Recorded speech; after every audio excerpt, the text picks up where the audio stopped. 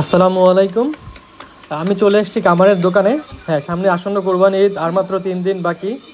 So আমি আমার বাসার যে অব্যবহৃতগুলো ছুরি চাপাতি দাগুলো সেগুলো শান দেওয়ার জন্য ধার দেওয়ার জন্য চলে আসছি।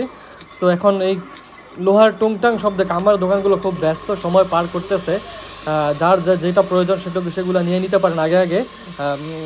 তারা খুব দা বটি যত ধরনের ছুরি চাপাতি সবগুলো এখন তারা খুব বেশি পরিমাণে তারা তৈরি করতেছে, এবং এই ব্যস্ত সময়টা পার করার জন্য তারা এই সিজনটা বসে থাকে সব সময় সারা বছর।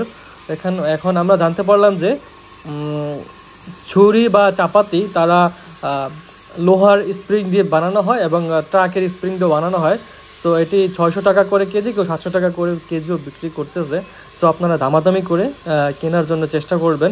এবং ছোট যে ছড়িগুলো আছে চামড়া বা তেল চর্বি ওঠানোর জন্য, সেগুলো 120 টাকা করে বিক্রি করা হয়। সো আপনারা যাচাই বাছাই করেই দেখে শুনে কিনবেন। সো দেখতে থাকুন।